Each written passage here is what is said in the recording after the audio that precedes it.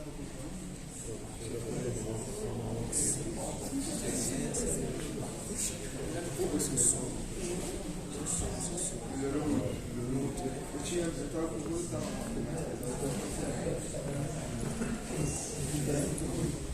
dia a todos. Dando continuidade aos nossos trabalhos dessa primeira semana acadêmica daqui da Faculdade de São Bento, tem como homenageado o professor Dr. Francisco Benjamin de Souza, Dom Estevam, para dar continuidade ao segundo dia do minicurso, e convido aqui a compor a mesa o professor Jonathan Tisson, que ele é coordenador do curso de filosofia. Ele vai mediar hoje, dando continuidade ao minicurso que iniciou ontem.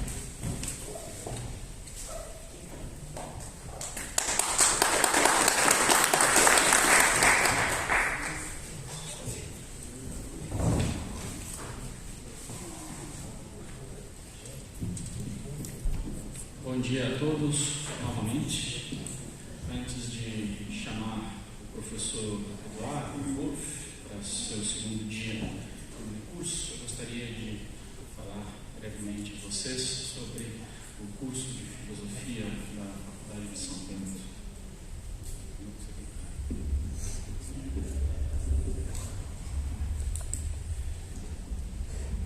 Desde 2021 houve um grande debate interno sobre o novo currículo do curso de filosofia, que é um curso de filosofia, se não mais, um dos mais antigos do país, apesar de pausas que houve em sua história. É um curso bastante tradicional, bastante respeitado na cidade de São Paulo e bastante famoso no país. Novamente estamos com inscrições abertas para o processo seletivo, e eu gostaria de enfatizar o que temos de melhor hoje do ponto de vista acadêmico, que é o nosso novo currículo. É um currículo que foi extensamente debatido entre os professores e está apoiado em dois pilares. Talvez o mais robusto, é justamente o pilar do saber clássico, que vem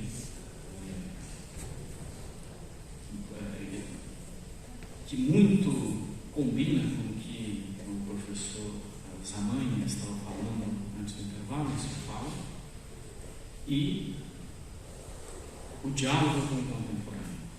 Então, a grande proposta atual do curso de filosofia é oferecer uma sólida formação nos autores clássicos da filosofia. E quando falamos em autores clássicos, não só do período clássico, mas daqueles grandes autores que fizeram a história da filosofia. E o curso inteiro está apoiado em dois grandes eixos. Um desses eixos é a filosofia em sua história, onde em cada ano nós estudamos em cada período de um ano nós temos duas disciplinas referentes a um período histórico da filosofia, mas não é um estudo manualesco da filosofia, mas um aprofundamento em uma ou duas obras de um autor. Então, apenas para dar um exemplo, no segundo semestre nós estamos estudando agora a Filosofia Antiga 2, veja que não é história da filosofia antiga, mas Filosofia Antiga 2, onde estamos estudando basicamente duas obras de Platão, a República e como um proêmio, uma disciplina, o Eutífron, com bastante profundidade e com uma discussão que dialoga com o texto, de modo a não tratá-lo como uma peça histórica, mas como uma obra filosófica que merece ser tomada como um companheiro de debates, de interesse filosófico permanente, contemporâneo. E aqui está o segundo pilar que edifica o que nós estamos fazendo, que é o diálogo com o contemporâneo. E no segundo eixo de formação, nós temos os grandes temas e problemas da filosofia, cada um deles também com um currículo de 1 ano, ou seja, 2 semestres. Metafísica, 1 e 2, ética, 1 e 2, estética, 1 e 2, filosofia política, 1 e 2, lógica, 1 e 2, onde o tratamento das questões filosóficas se dá não tanto de autores, mas sobretudo de problemas filosóficos.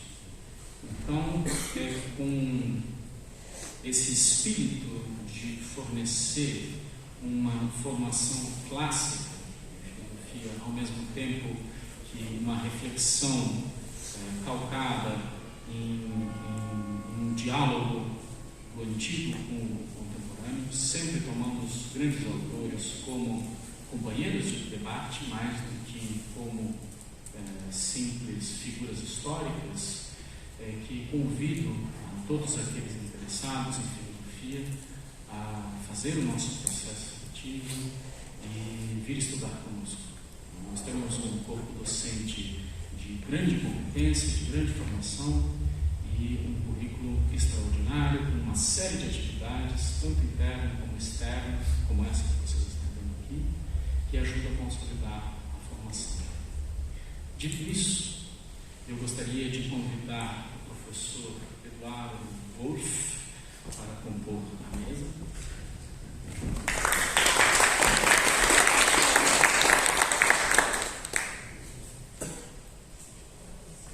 Eu gostaria de fazer, para aqueles que não vieram ontem, na semana passada,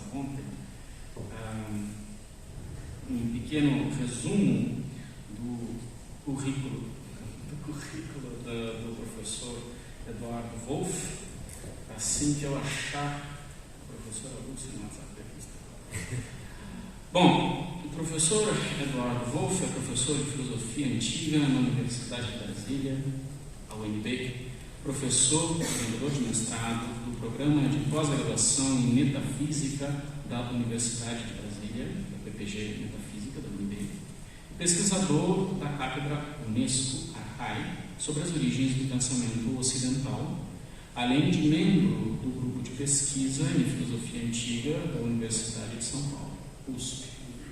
Bacharel em filosofia pela Universidade Federal do Rio Grande do Sul, URGS, em 2009, mestre em filosofia pela Universidade Federal do Rio Grande do Sul, em 2012, com estágio de pesquisa na Universidade de São Paulo e doutor em filosofia pela Universidade de São Paulo, em 2017, com estágio de pesquisa na Universidade de Ca' Fostre, em Veneza, na Itália. Eu vou ler apenas até aqui, falta a outra metade do currículo, mas ele está com um pouco de pressa para começar, ansioso. Muito obrigado ao professor Wolff pela sua dia e lá vamos nós. Obrigado, amigo Jonathan.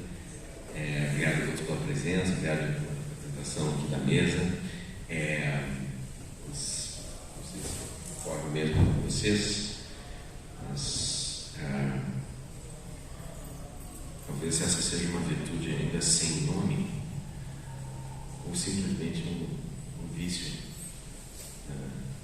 de caráter, mas sinto muito mal ouvindo falar de mim mesmo. O fato é que, como o Jonathan disse, eu estou ansioso para continuar com a argumentação que nós iniciamos ontem, para aqueles que aqui estiveram presentes, eu espero que tenham, no mínimo, se interessado pelo tipo de problema, ainda que eu não tenha apresentado grandes soluções. De fato, eu estou ansioso para continuar então com esse nosso percurso. Eu vou pedir então só para te projetar aqui, você está por isso? Se não for o caso, não tem problema. Se puder, a gente recorre a... Talvez se você troca de lugar aí.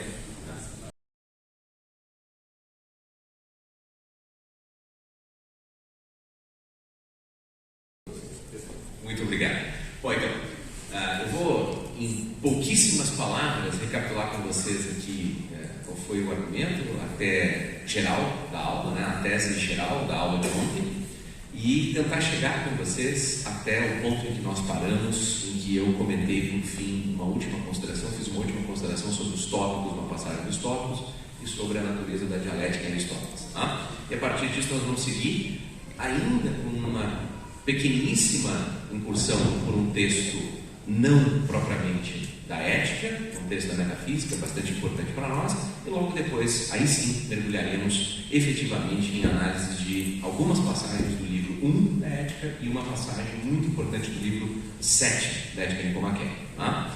Então esse é o percurso da aula de hoje. Então, começando pela recapitulação, eu queria chamar a atenção para vocês do seguinte: eu prometi, e espero ter cumprido, que eu abordaria 3 questões fundamentais, que podem ser reapresentadas agora sob a forma do bom. Por quê? Afinal de contas, existe um problema de método. Por que nós nos interrogamos sobre uma questão de método filosófico na obra de Aristóteles?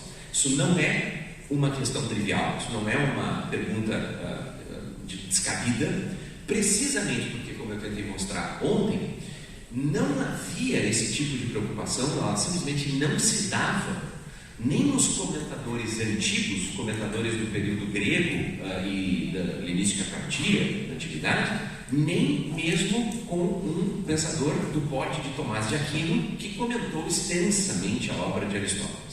Isso significa dizer que até muito próximo de nós, eu me refiro aqui ao século XIX, virada da segunda metade do século XIX, até muito recentemente, a obra de Aristóteles era interpretada de maneira sistemática, ela cumpria a promessa de entregar um sistema coerente, um todo coerente, e isso valia também para as questões de método. Quer dizer, as pistas que Aristóteles nos indicava sobre como proceder em filosofia, elas estavam perfeitamente harmonizadas no interior dessas interpretações.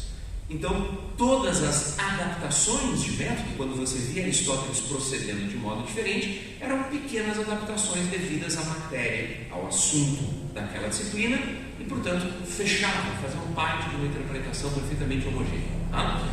Eu mostrei para vocês, em segundo lugar, então, por que há um problema de método. Ora, há um problema de método porque, a partir de um determinado momento, o comentário mais especializado surgiu, sobretudo no século XIX, a partir do momento em que começa o trabalho de edições críticas modernas da obra de Aristóteles, na Alemanha e na Inglaterra principalmente, né? Você tem Becker e depois todas as subsequentes gerações de filólogos e filósofos em Oxford e Cambridge fazendo esses trabalhos, começa a surgir um tipo de comentário mais especializado que começa a prestar atenção em nuances de texto de maneira um pouco diferente. E isso anima um comentário filosófico, que é o que eu estou abordando com vocês aqui, e não um filológico, que é mostrar que essas diferenças poderiam muito bem levar a gente a acreditar que talvez Aristóteles tivesse um método distinto filosoficamente daquele que ele defendia.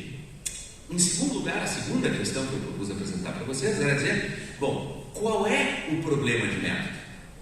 Primeiro era por que tem bom, tem por isso, a partir de um determinado momento se olhou para os textos e se identificou essas diferenças. Mas qual era o problema de método? E eu tentei mostrar para vocês que instintivamente, lendo aqueles textos, nós vimos um conjunto de 10 pequenos textos, não dá para sair se exibindo e dizer, nossa, eu vi 10 textos, são pequenas citações, vocês viram, nenhuma tinha mais de 5 linhas, no original dele dava 3, 4 linhas, 5 linhas no máximo. Então, esses poucos exemplares do texto filosófico de Aristóteles, eu tentei mostrar para vocês que eles instintivamente, de maneira muito intuitiva na nossa leitura, demonstravam, eles mostravam para a gente, eles deixavam claro para nós leitores que havia uma oscilação metodológica. Eu mostrei isso primeiro nos 4 primeiros textos, 1 e 2 nos mostravam uma diferença interna ao tratado da ética nicomaquia e ao problema da ética, a saber, dizer que quer fazer um estudo chamado ética por nós, com vistas a se tornar bom, feliz e virtuoso, rechaçando a ideia de um conhecimento teórico, mas ao mesmo tempo empreender um tratado filosófico que é composto por definições, análises conceituais, encadeadas numa certa ordem, etc, etc. E o segundo problema que eu mostrei para vocês era maior e mais grave. Por que ele era maior e mais grave? Porque ele não era um problema de método interno à ética. Ele não era uma questão de dizer, olha, a ética requer certas adaptações, mas parece que Aristóteles não conduz bem isso e o texto é um pouco oscilante quanto ao método.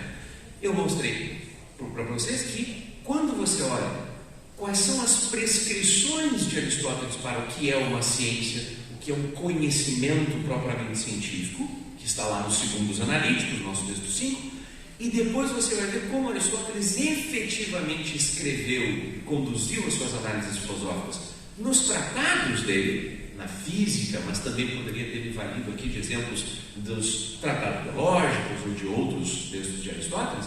O método não parece seguir aquilo que Aristóteles disse nos Segundos Analíticos. Portanto, o que é um problema de método? Explicado. 2, qual é o problema de método? Ele é duplo. A versão ampla dele é o que eu chamei na aula de ontem de problema geral do método.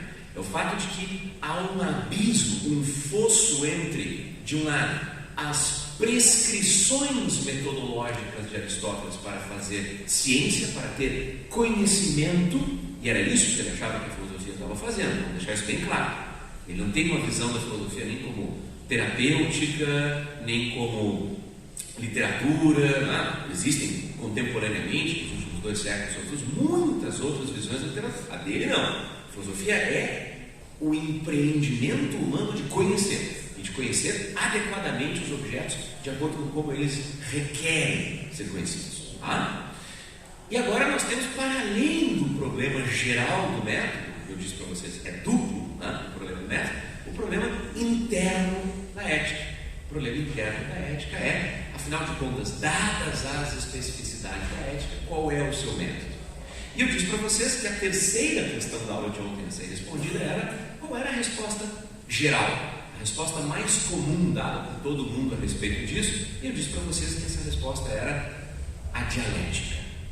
A maior parte dos intérpretes, com base naquelas passagens que eu examinei ontem, isto é, o trecho, sobretudo dos tópicos, em que Aristóteles distingue deduções, silogismos, deduções, que são demonstrativas, aquelas apodíticas, como a gente diz, que são as da ciência, porque você parte de premissas verdadeiras e necessárias e chega a conclusões que são igualmente verdadeiras e necessárias, e isso te dá o conhecimento científico, organizado sob a forma de demonstrações, exibindo as causas apropriadas do conhecimento do objeto que você tem em mente, por oposição nesta mesmíssima passagem dos tópicos, deduções, silogismos, que são apenas dialéticos. E esses que são apenas dialéticos faziam o quê? Eles usavam como premissas não proposições que são verdadeiras necessariamente universalmente, mas sim proposições que são um endoxon, elas são endoxadas, isto é, elas são opiniões reputadas. Dá para traduzir isso de outros modos, plausíveis, tem várias traduções, mas o campo semântico fica bem claro para a gente, que é o da ideia de não ser verdadeiro necessariamente universalmente, mas ter uma boa reputação, ser uma opinião compartilhada por muitos e por isso ter bons indícios de que ela deve ser levada em conta, não mais do que isso. Por isso a gente fala em opiniões reputadas.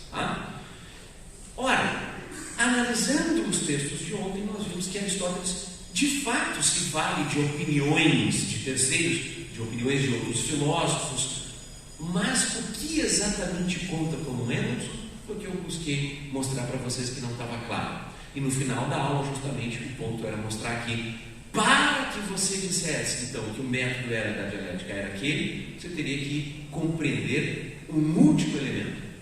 Não basta que a premissa seja um endoxon, você precisaria incorporar na ideia de método dialético a ideia de explicação semântica ou análise semântica ou análise dos significados. Entendam, usem qualquer uma dessas variantes aqui, elas não contam do recado. Por que isso? Porque em todos os exemplos que eu mostrei para vocês, na física, em outros momentos da ética, o que Aristóteles parecia estar fazendo não era ordenar nem as demonstrações da ciência, mas tampouco argumentos dialéticos, tal como descritos lá naquela passagem dos tópicos, a saber, partindo de opiniões reputadas. O que ele parecia estar fazendo, no exemplo da física e nos outros que eu examinei, era um exame da significação. Que termos que estão em análise, os conceitos que estão sendo examinados, o que eles significam? Como é que eles são empregados? Como é que eu distingo certos sentidos de outros e assim prossigo com a análise e obtenho resultados? Problema com o qual nós encerramos: se a análise de significados, se a análise semântica é igual a método dialético, e se sempre que Aristóteles procede de uma análise semântica, uma análise de significados, uma análise lógico-conceitual, ele está fazendo dialética, ele está empregando a dialética como método, o resultado da aula final, da aula de ontem no final foi: tudo é dialética. Não há um único domínio da filosofia aristotélica que pode ser salvo. Tudo será dialético, pois este procedimento aparece em todos os tratados, inclusive nos signos analíticos, que seria tratado da teoria das ciências. E isso é um resultado que parece um pouco absurdo, que eu quero explorar, sobretudo, na aula de hoje. Bom, o texto que vocês têm em mãos agora, que é justamente o texto 12 que aparece aqui na nossa tela, ele apresenta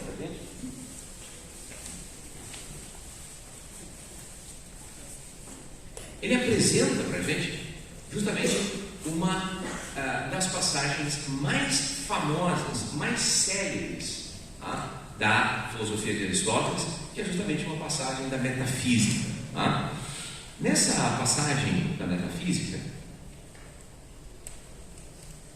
Aristóteles diz o seguinte, e vocês todos vão reconhecer: o ser se diz de muitos modos.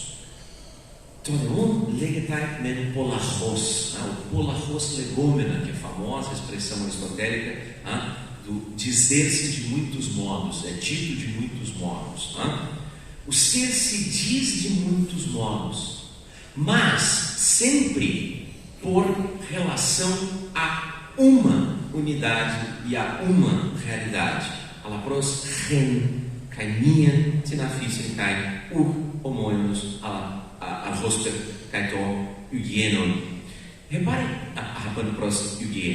Reparem, o ser, portanto, não se diz por mera homonímia, mas do mesmo modo como chamamos saudável, tudo o que se refere à saúde, seja enquanto a conserva, seja enquanto a produz, seja enquanto é sintoma dela, seja enquanto é capaz de recebê-la, ou também do modo como dizemos médico, tudo o que se refere à medicina, seja enquanto a possui, seja enquanto é inclinado a ela por natureza, seja enquanto é obra da medicina, e assim podemos aduzir outros exemplos de coisas que se dizem de modo semelhantes a estas, assim também o ser se diz em muitos sentidos, mas todos por relação a um único princípio. Esta passagem, que está lá em 1003 a 33b6 da metafísica, que é a passagem canônica para estabelecer a própria possibilidade de investigação nesta disciplina conhecida como a metafísica por nós, ela foi considerada desde o início como uma passagem que é decisiva para Aristóteles viabilizar o projeto da metafísica. Qual era o grande problema que a empreitada da metafísica apresentava para Aristóteles, e que nós vemos dita tanto no livro alfa quanto no livro beta, lá no livro das aporias da metafísica, os dois livros que abrem a metafísica? Bom, tem um problema grave para entender os muitos sentidos do ser. Isso é apresentado como um dos desafios. Bom, e nós sabemos que uma ciência, diz Aristóteles, ela só pode ser feita de uma coisa que é dotada de unidade. Ser, o conceito de ser, não parece ser algo dotado dessa unidade, pois ele se dispersa em todas as categorias. E logo, como eu vou viabilizar uma ciência disso? Ora, como é que Aristóteles apresenta um argumento para nos dizer nada mais, nada menos que é possível ter uma ciência no ser, que é possível ter esta ciência que nós chamamos de metafísica, e que ele nunca teve, vocês sabem disso, a filosofia primeira. A análise aqui é uma análise lógico-conceitual do significado dos termos. Alto lá. Isto não quer dizer que eu esteja me comprometendo com a ideia de que na metafísica, nem mesmo nos outros tratados, mas sobretudo na metafísica, análises lógico-conceituais, análise do significado dos termos, sejam meras questões linguísticas. Não é isso. Não quer dizer que isso se resume a um ponto da língua grega de Aristóteles, ou da língua em geral, mas é obviamente algo que transborda a própria língua, porque diz respeito à significação e, portanto, diz respeito a como a língua diz o mundo. Como linguagem, pensamento e mundo estão interconectados. Mundo no sentido aqui de o real, a realidade. Tá? Então não é uma tese linguística, estritamente. É uma tese, antes, sobre como Aristóteles procede a sua análise filosófica. E como vocês puderam ver, o ser se diz legata de muitos modos, busca depois uma possibilidade de unificar essa significação por meio dessa expressão a la prosgen, caimias na física, isto é, por relação a uma, prosgen, por relação a uma única unidade básica, natureza fundante, chame do que quiser neste caso aqui.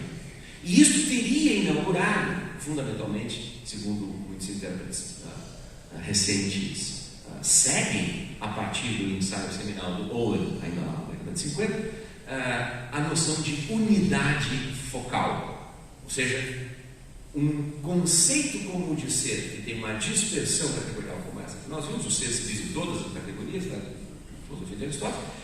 Ele se diz sobretudo por relação a uma unidade, portanto, focal, né? A uma espécie de ponto central que unifica a significação inteira. Ele é primeiro em relação a todos os demais e permite então aquele discurso.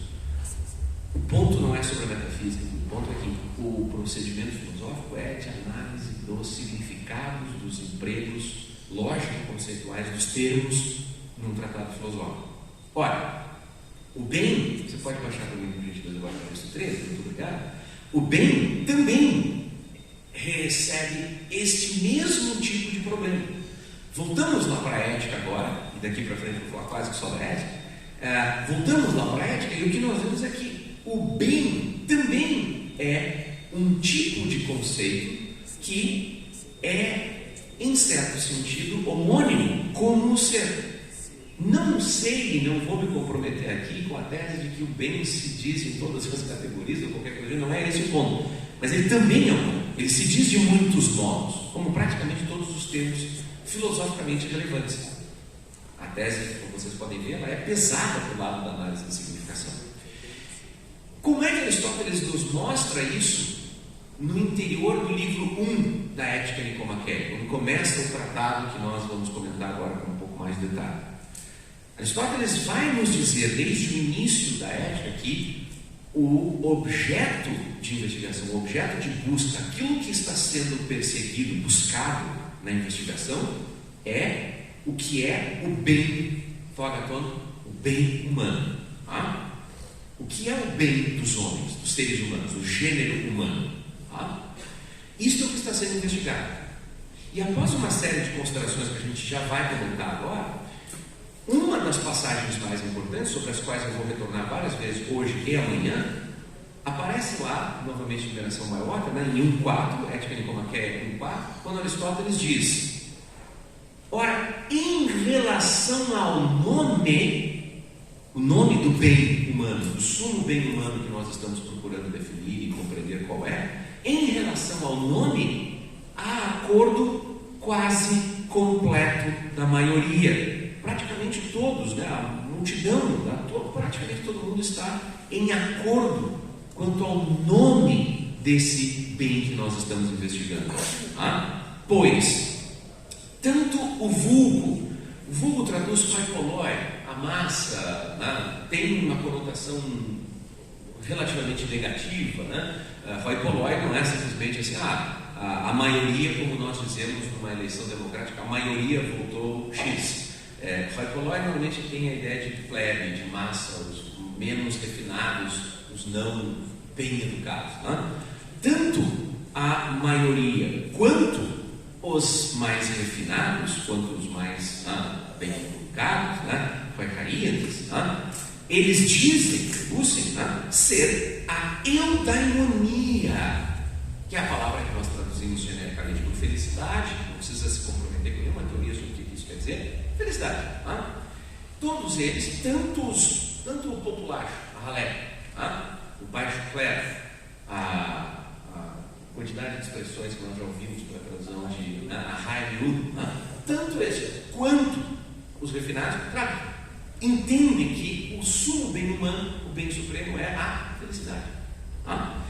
E supõem ser o bem viver e o bem agir o mesmo que ser feliz, o mesmo que ser feliz. Então, bem viver, Deus dizendo, eu pratem, bem agir. Bom, eu pratem pode significar também passar bem, como a gente diz.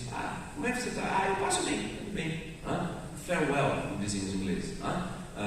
Mas literalmente pode ser traduzido também por agir bem. Eu pratem no sentido de bem agir, fazendo coisas. Agir bem, viver bem é o mesmo que ser feliz. Eu pratem, eu desolho. Logo, você tem aqui uma análise de como estes termos se relacionam como significados. É isto que estas coisas significam. Agora Aristóteles diz, relativamente ao que é eudaimonia, perídeas eudaimonias, relativamente acerca da eudaimonia, discordam. O que ela é? Discordam.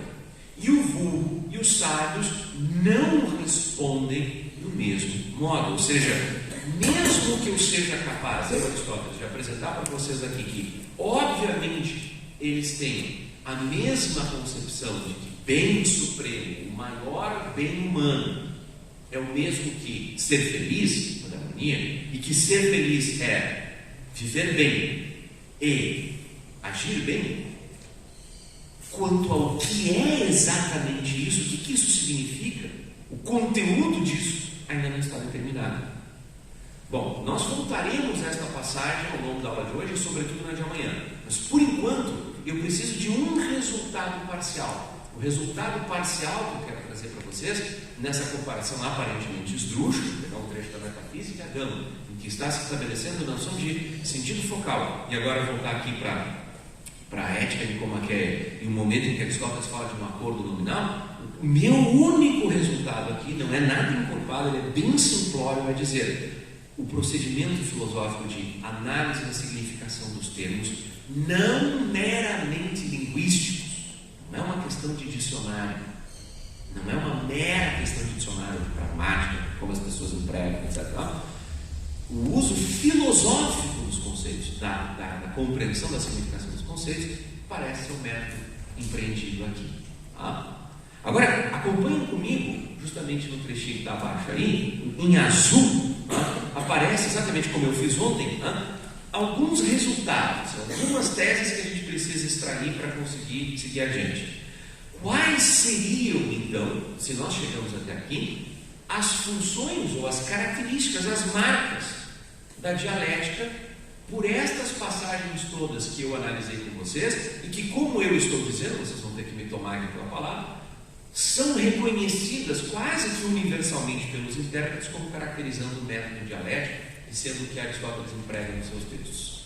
Em primeiro lugar, a dialética teria a função de responder pelos contextos não demonstrativos em que se desenvolvem as disciplinas filosóficas particulares com as quais trabalha Aristóteles.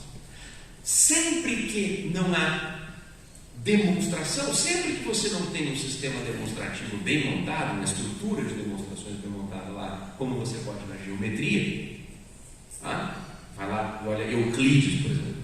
Você talvez tenha visto aquela conferência do Benjamin Morrison, nosso grupo sobre isso, eu não estava em São Paulo.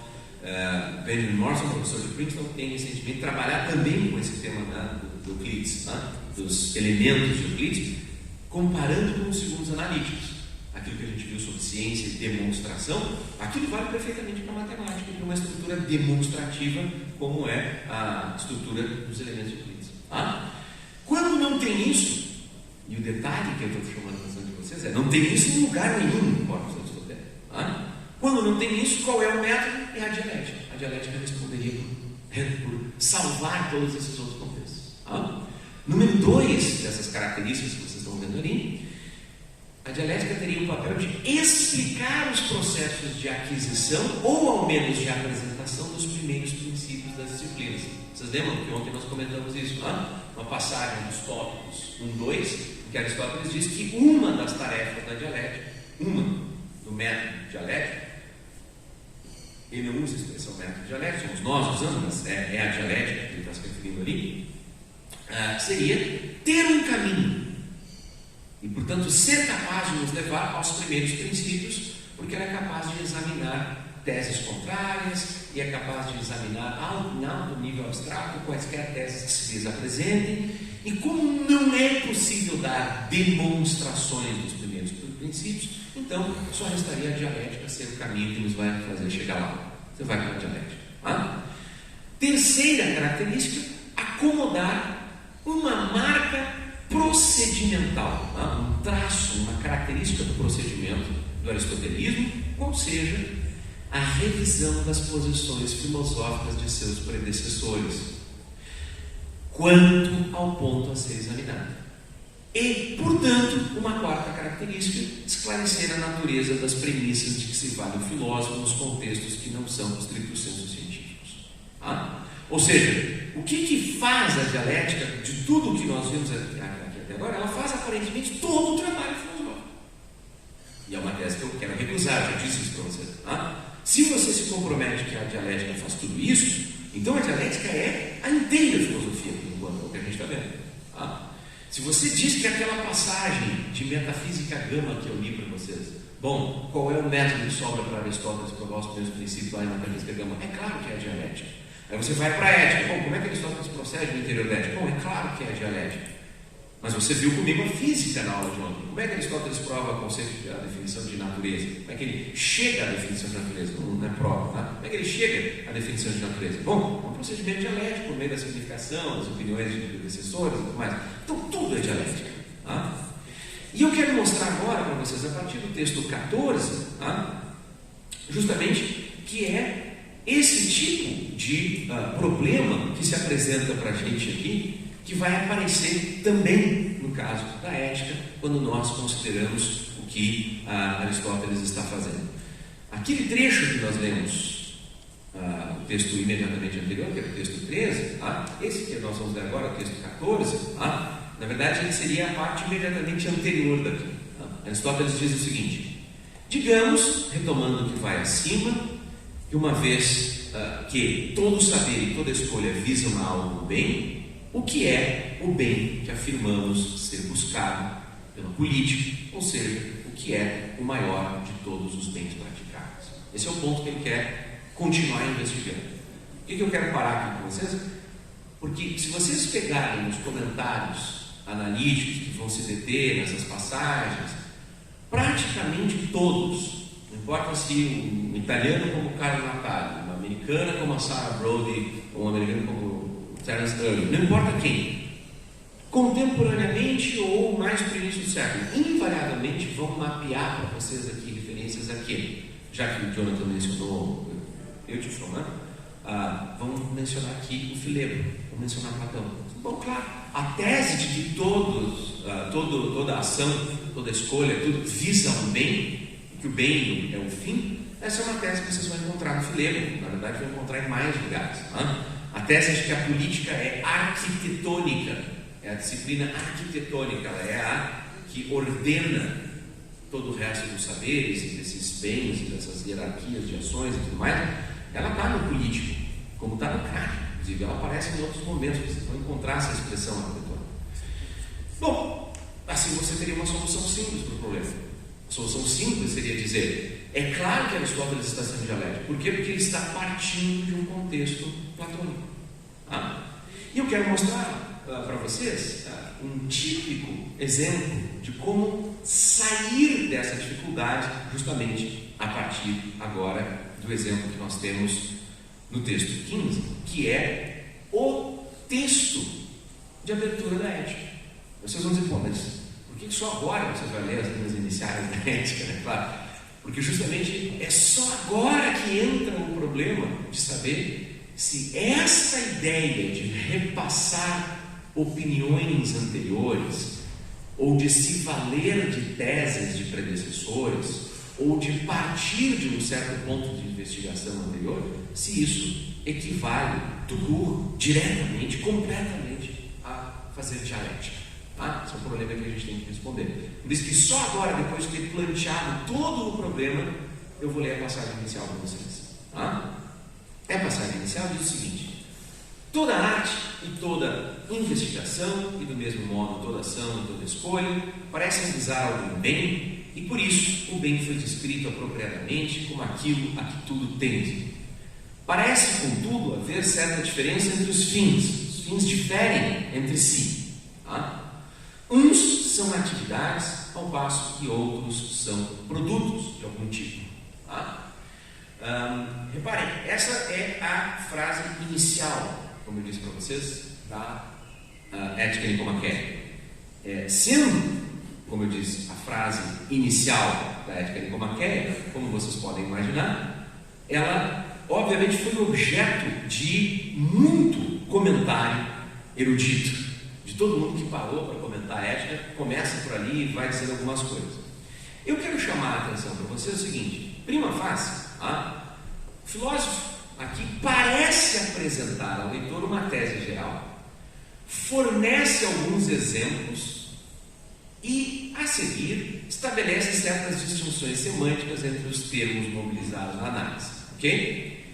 Essas linhas, contudo, apesar dessa aparente inocência metodológica, elas foram suficientes para que muitos comentaristas buscassem avaliá-la como se já tivessem todas as indicações necessárias para definir o método de Aristóteles. Como foi feito isso? É isso que vocês vão compreender se vocês forem ler o clássico trabalho de John Burnet, que em 1900 publica uma edição das Éticas de Aristóteles, tanto a Ética Nicomaquéia quanto a Ética Eudêmica. A Ética Eudêmica ele considera menor, vem quase como nota de pé de página, né? Em contraste comparativo com a edição do texto primeiro, que é o da Nicomaquéia, mas que é um erudito ensaio introdutório. O que ele diz nesse texto, que está sendo elaborado ao longo da década de 1890? Ele diz aquilo que para nós é um lugar comum, é a interpretação corrente de todo mundo que estudou, pelo menos nós que somos antigos, você jovem, nós que estudamos no século XX, era isso que se estudava. O método é o método dialético. O que o John Burnet disse?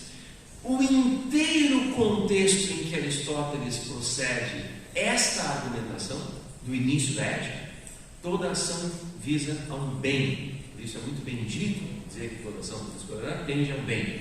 Mas os fins diferem, portanto, identifica bem e fim, usa intercambiavelmente bem e fim. Estabelece uma hierarquia entre os fins. Alguns se esgotam em si mesmos, outros têm um certo resultado, um certo produto. Estabelece hierarquia entre esses produtos numa certa cadeia e se pergunta: afinal, a que disciplina cabe investigar qual é este bem, este fim, este sumo bem? Bom, é a mais arquitetônica de todas elas, é a política. Isso é o que está dito lá nos capítulos iniciais. O que John Burnet diz? Todo o texto aqui transcorre justamente num contexto platônico. Eu cito, ele diz: The foundations of the doctrine here set forth were of the most shifting character, taken as they are at one time from the opinions of ordinary people, at another from popular Platonism.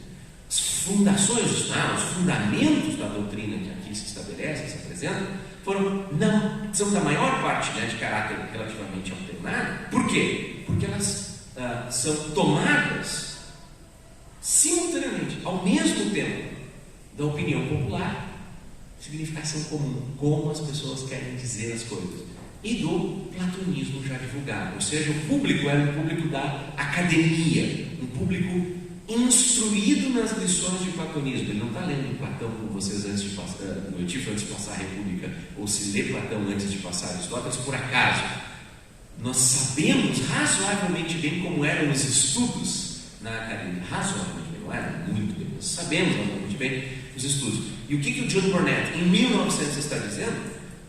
Aristóteles tem um público em mente, e esse público é um público que conhece Platão. E ele está se valendo aqui precisamente das teses do platonismo. Agora, reparem, essa linha de interpretação que o próprio John Burnet toma de empréstimo de Diels, que já vem aí, portanto, do século XIX, ela teve a felicidade de deitar raízes no século XX.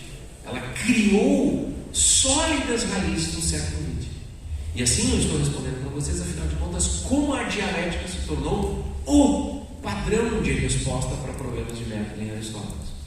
Vejam, por exemplo, uma publicação da década de 50, nessa que é a monumental tradução comentada, né, de Gauthier de Olive, anotada e comentada por Gauthier de Olive. Ela assimila sem divergências maiores todas as lições de Burnet, ou seja, meio século depois, aquilo era o cânone, era o padrão, a regra de interpretação. Dizem Gauthier de Olive, na apresentação ainda do texto, Aristote ne raisonne donc pas ici pour son propre compte, mais s'adresse à des esprits formés à l'école de Platon. Il argumente ad hominem, en démarquant des textes de Platon, notamment les politiques. Aristóteles não raciocina, não argumenta aqui por conta própria. Pelo contrário, ele se dirige a espíritos, indivíduos, obviamente, formados na escola de Platão. Ele argumenta ad hominem e demarca os textos de Platão, notadamente o político. Vejam, a interpretação é tão forte que a passagem que inaugura a tese fundante da Ética Nicomaqueia não é raciocínio próprio de Aristóteles, não é ele pensando, é pura e simplesmente se valer das teses de Platão.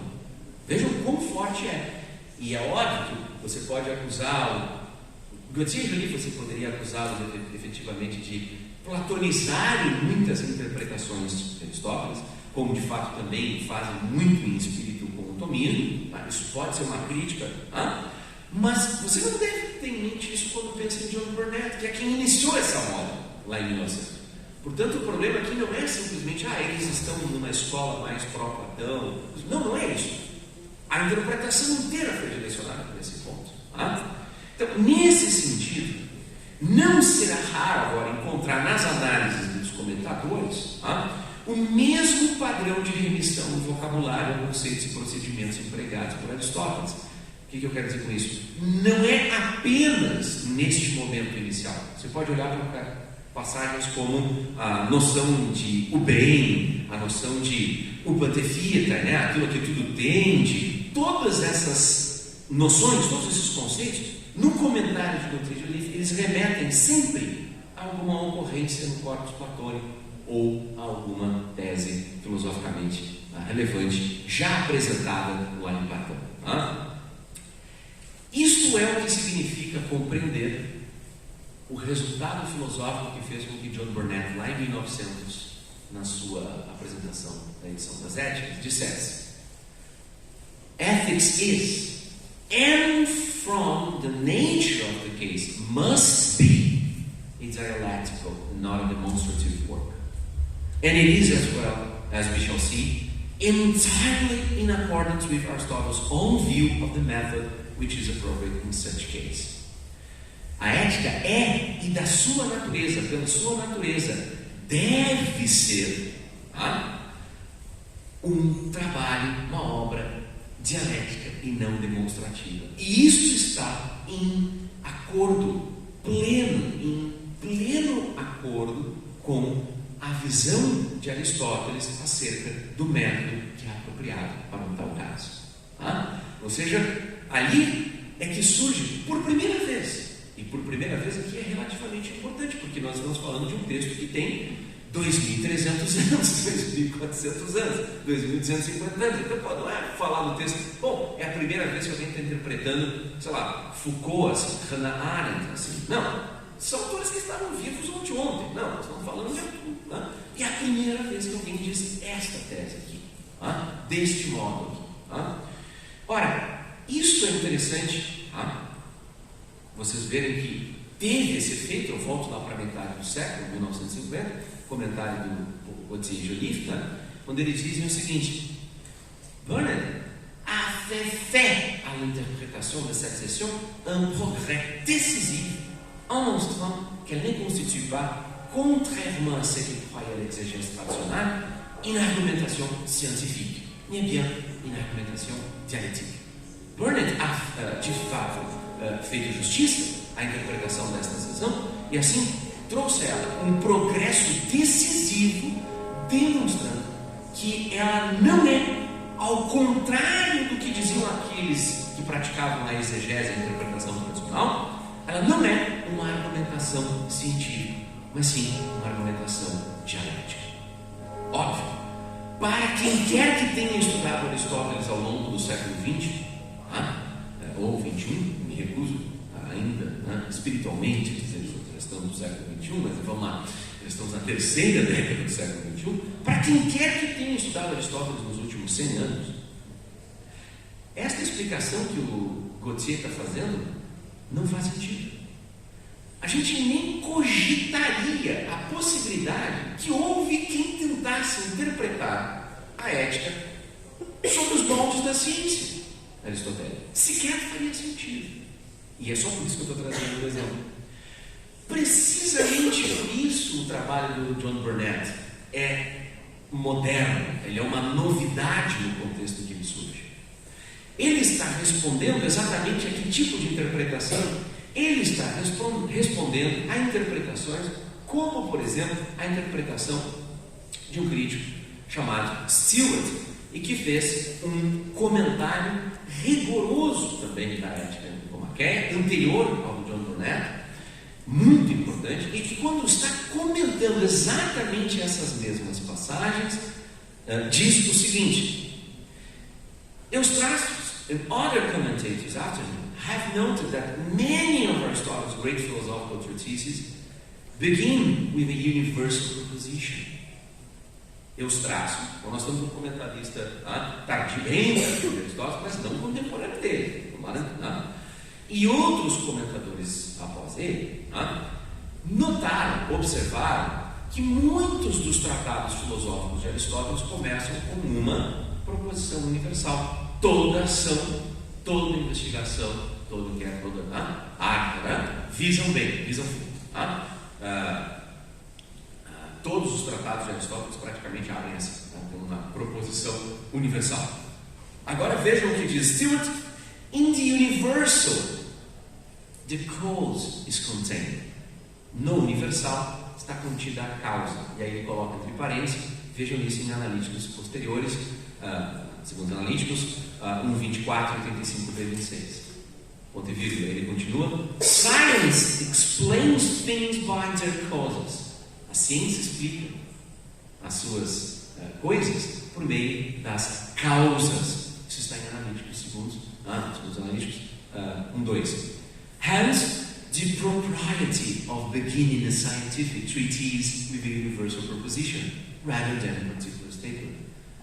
Portanto, aqui está a adequação, propriety nesse sentido, né? Vejam como é adequado, é próprio, muito bem adequado, começar um tratado científico com uma proposição universal e não com uma proposição particular.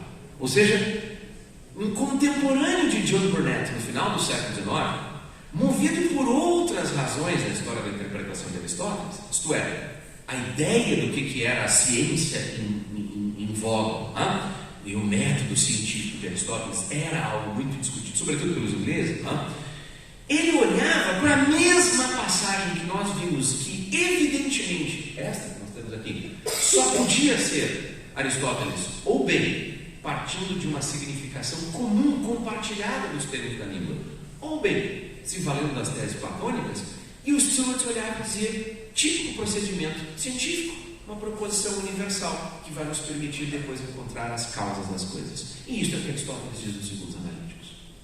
Portanto, a mudança que eu estou assinalando, ela é tremenda, não é pequena.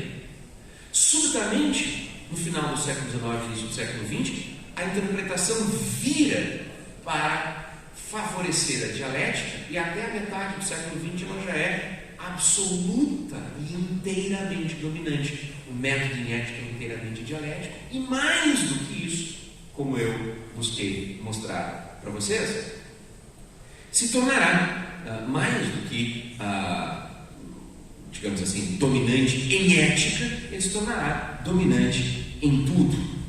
Bom, os textos seguintes que eu tenho aqui para vocês servem para a gente continuar a leitura dos capítulos bem iniciais da ética.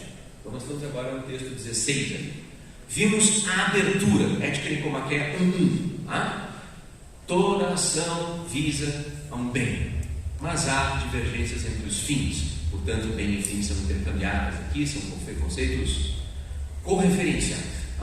E logo depois você tem a hierarquia desses bens e fins possíveis nas artes que Aristóteles examina. E aí vem o trecho de 1.2 que eu quero ler para vocês aqui agora. Então é o seguinte: se então existe algum fim das coisas que fazemos, o qual desejamos por si mesmo, e todas as outras coisas por causa deste, isto é, de fim, e se não escolhemos todas as outras coisas, todas as coisas por causa de outras, pois, se assim se fizesse, se iria ao infinito, de modo que o nosso desejo seria vazio e vão, sem sentido, resulta claro que este deve ser o bem e o melhor, isto é, este que nós encontramos lá no fim, depois de todo este condicional, se então existe algum fim das coisas, e aí depois mais uma vez, e se não escolhermos todas as coisas por causa de outras, e aí vem uma causa para isso ser ruim, e eu recusar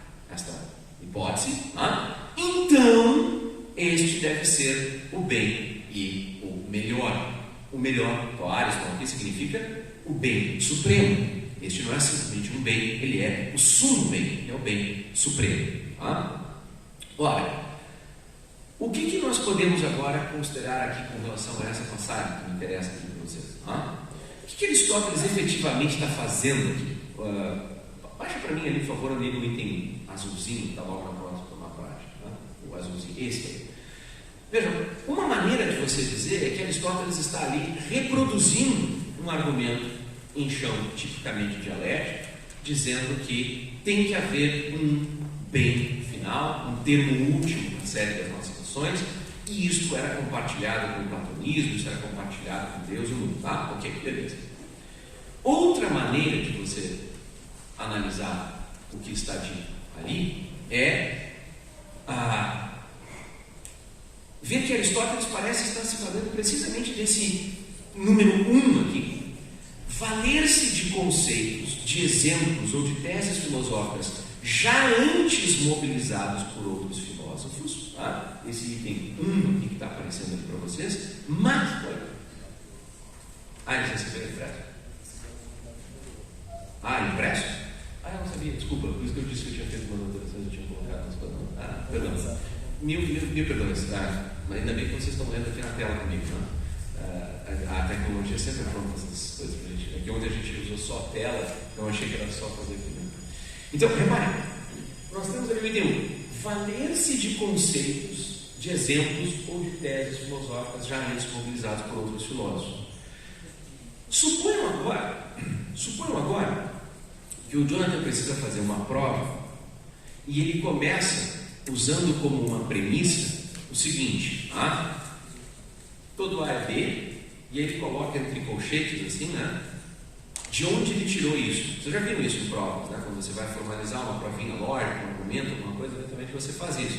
Estou extraindo isso de um argumento anterior, de uma outra prova anteriormente feita, na minha cadeia de argumentações aqui de provas e tal. Todo A é B. E aí eu vou lá e digo assim: de onde isso aqui saiu? Via, ou eu dou ali um formulário, ou eu dou uma axioma, alguma coisa assim, de onde eu estou extraindo aquilo ali. Tá? E aí eu prossigo.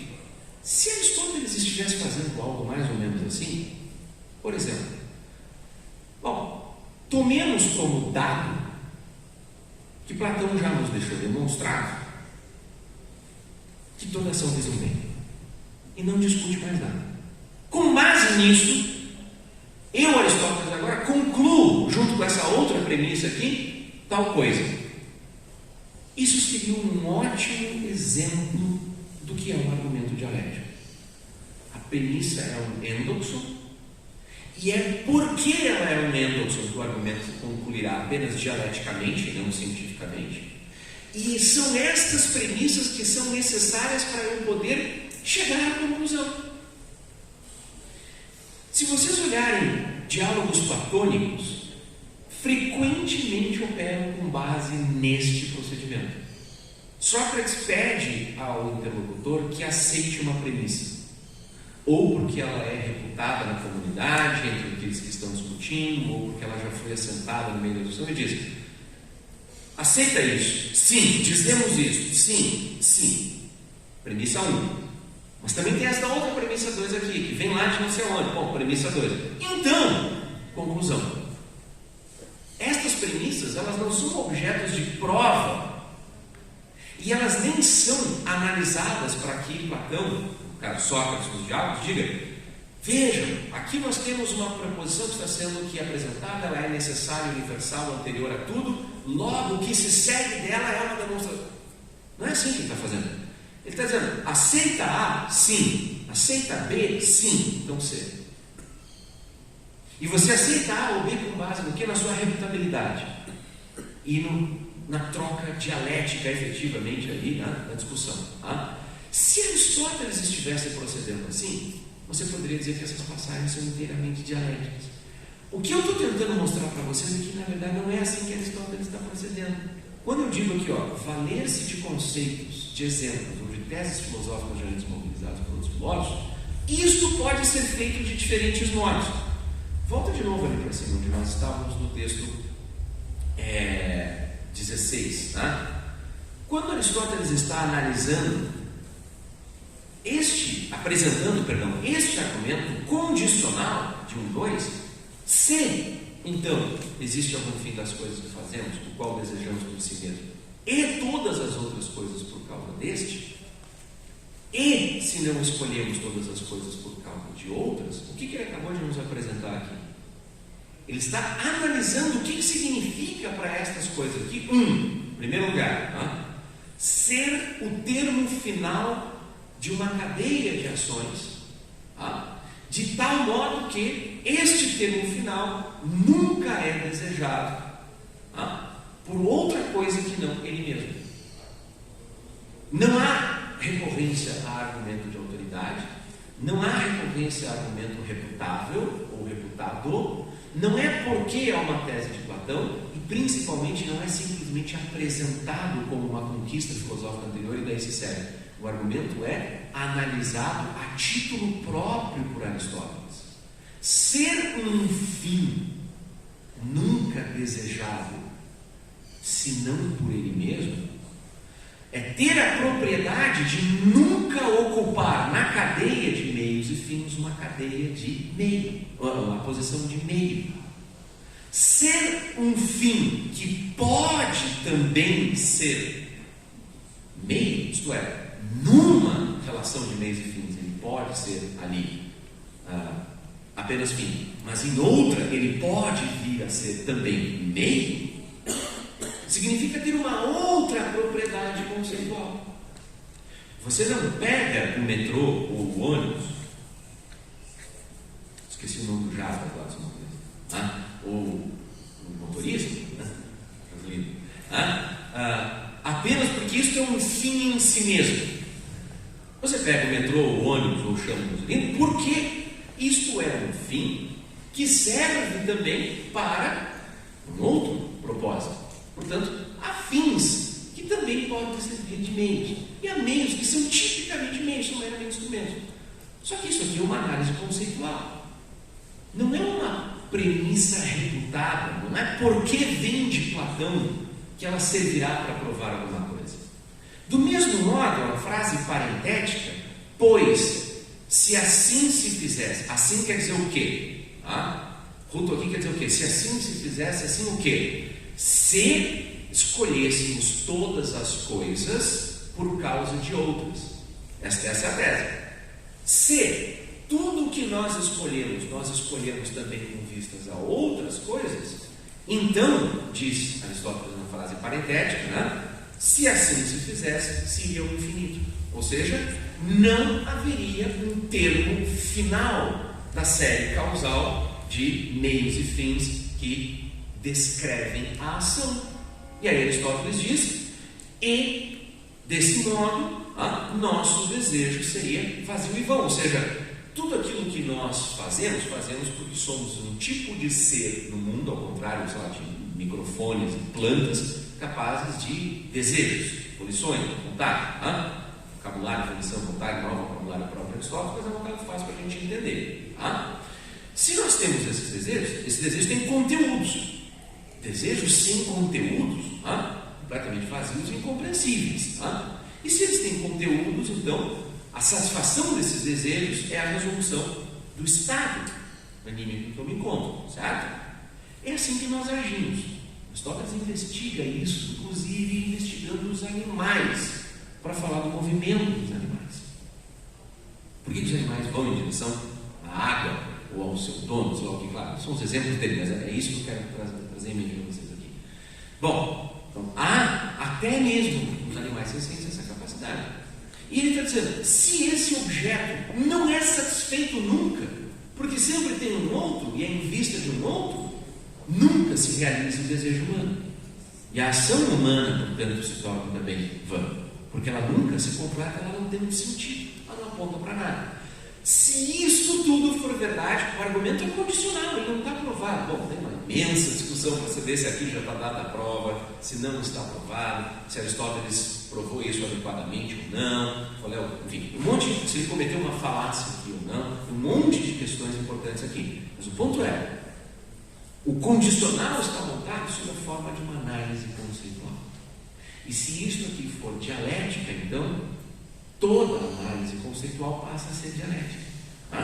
Vocês já imaginaram um físico?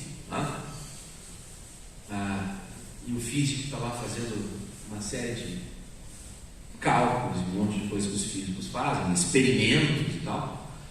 E ele já imaginou o físico pensar o seguinte: bom, mas se eu me valer agora das teses e dos resultados já conquistados pela física einsteiniana, por exemplo, então toda a minha ciência será meramente dialética, porque eu estou partindo dos resultados dos pesquisadores anteriores antes de prosseguir. É claro, por exemplo, é anacrônico, pelo amor de Deus, eu tenho consciência disso, só estou querendo ilustrar por extremo a ideia de que não é porque algum assunto, como por exemplo o ser, ou o bem, ou a justiça, ou a alma, já foram investigados esses assuntos por outros filósofos, que tratar deles ou recorrer às teses desses filósofos necessariamente nos deixa no campo da metodologia dialética, do método dialético. A diferença que eu estou tentando assinalar é: os argumentos são argumentos tais, as premissas estão ali apenas por serem reputadas, versus as premissas estão ali porque elas foram objeto de análise filosófica própria do filósofo que está conduzindo aquela análise. E isso eliminaria o problema. Mas todo mundo está lendo isso aqui como sendo o azulzinho na tela. Peço desculpas, esse jogo vai passar depois da versão atualizada. Aí, esse aí, desculpa, esse aí. Nós voltamos ali, podemos ver então que valer-se de conceitos de exemplos ou de teses filosóficas antes mobilizados por outros filósofos não necessariamente precisaria de comprometer com a dialética. Mas por enquanto, fazendo um sum up aqui, por enquanto nós temos a dialética fazendo agora estas outras coisas aqui.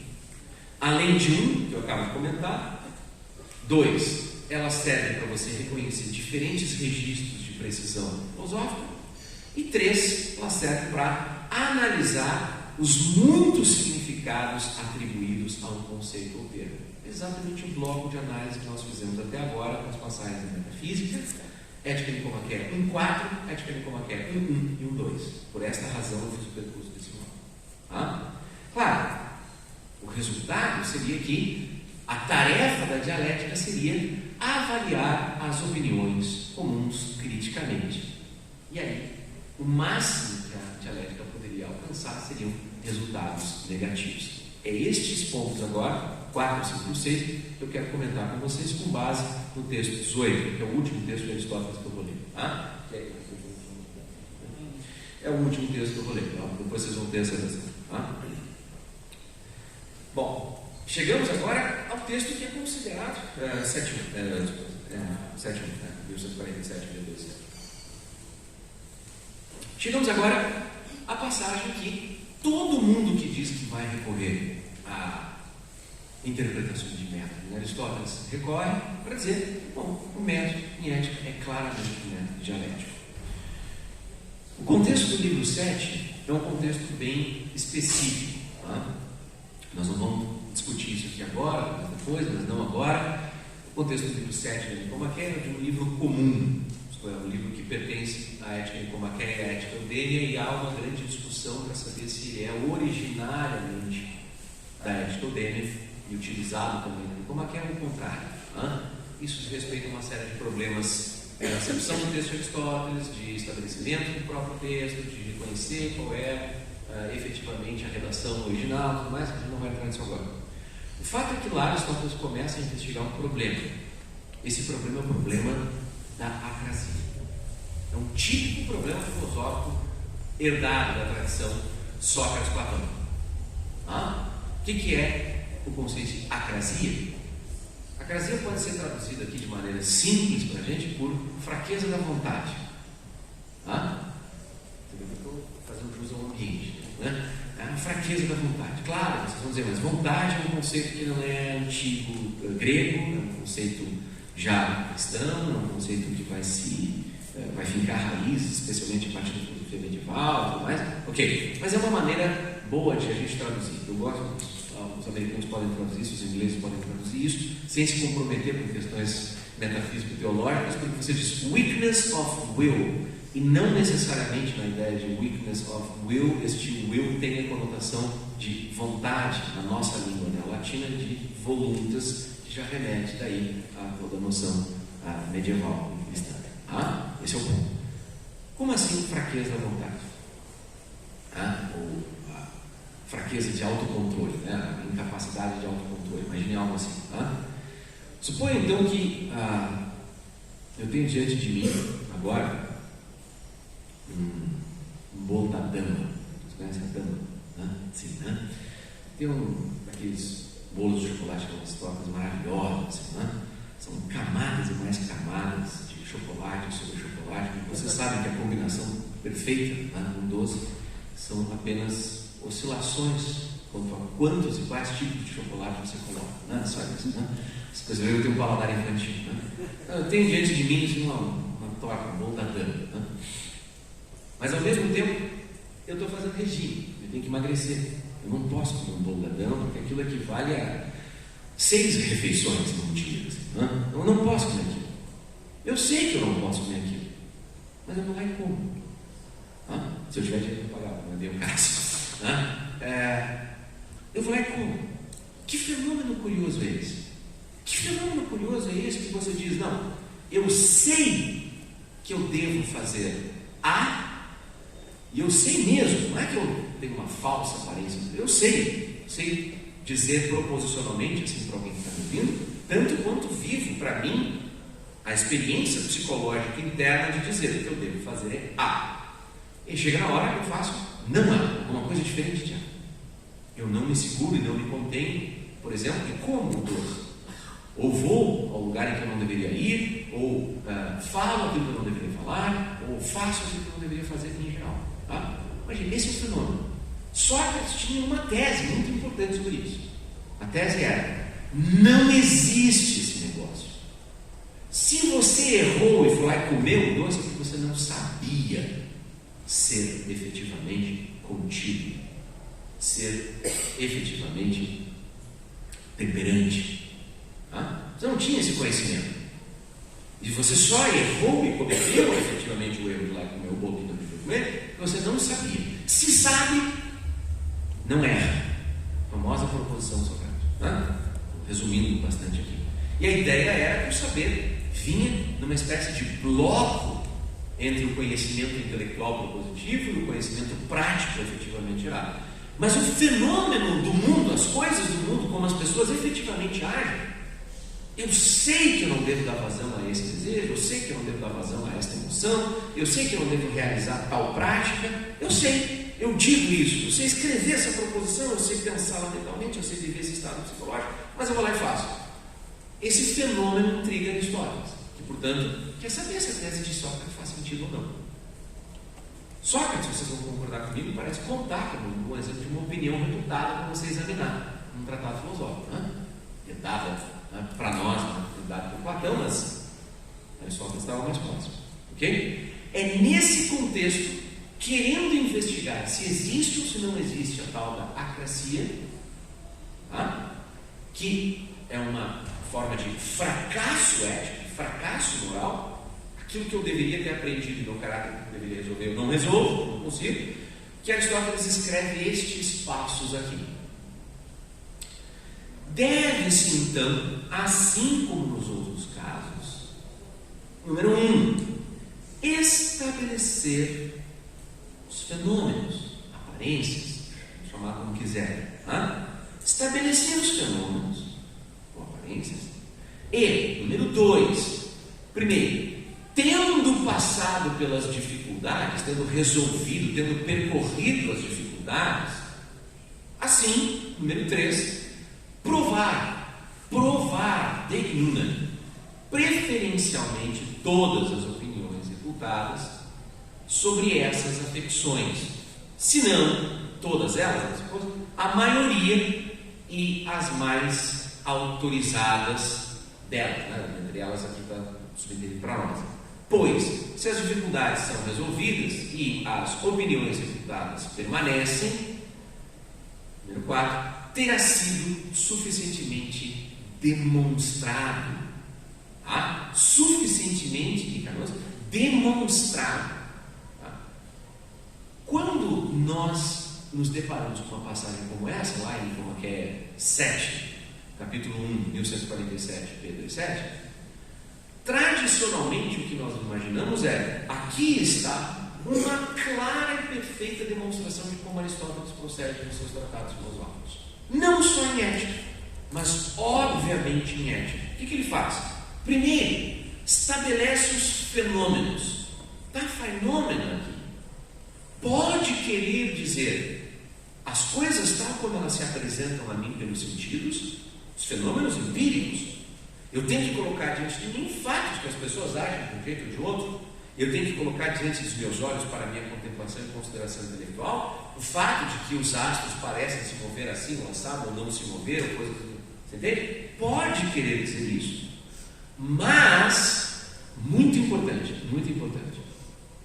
desde mais ou menos os anos 60, depois de um ensaio brilhante do Owen, lá do Wayne Owen, que a gente já citou aqui na aula de ontem, nós sabemos que esta expressão em Aristóteles, fenômeno, tem uma grande coincidência, ela se sobrepõe em vários contextos, não são todos, mas em vários contextos, com talegômena, isto é, as coisas ditas. Portanto, a ideia seria que nós temos que primeiro estabelecer quais são os fenômenos. Os fenômenos podem ser coisas empíricas, mas eles também podem ser as coisas ditas comumente pelas pessoas. E isso pode ser o meu ponto de partida, os dados da experiência, mas também incluir como dados da experiência o quê? As coisas ditas comumente pelas pessoas. Aqui, passo número 1 de qualquer método, então, estabelece um ponto de partida da investigação. Quais são os fenômenos que você tem diante de você? Quais são as opiniões que você tem diante de você? Porque há uma implicação semântica desses termos? Sim, mas mais do que isso, porque no texto é como Aristóteles parece proceder. Feito isso, se será que está fenômeno, né? Exatamente o nome do artigo do Owen que você tem. Feito isso, nós devemos agora fazer o quê? Resolver aporias. uma opinião entra em conflito com outra. A de Sócrates diz que não há o fenômeno da acrasia. Não é possível saber o que é virtude, saber o que é temperança, saber o que é justiça e, simultaneamente, cometer erros morais. Fracassar em ser justo, fracassar em ser temperante. Mas isto parece não ser o caso. Outras pessoas podem negar isso e o próprio Aristóteles coloca em questão. Então você tem opiniões distintas. Isso já é uma dificuldade. Qual delas é a certa? É a verdadeira? Descreve adequadamente o fenômeno moral? Use a expressão que quiser. Então você tem que agora diaporer, sentar. Você tem que percorrer os fenômenos. Você tem que navegar por estas aporias, estas dificuldades, essas situações essenciais do filosófico. Como é que você faz isso? Analisando as posições de um lado e de outro. Tudo nos remete à dialética.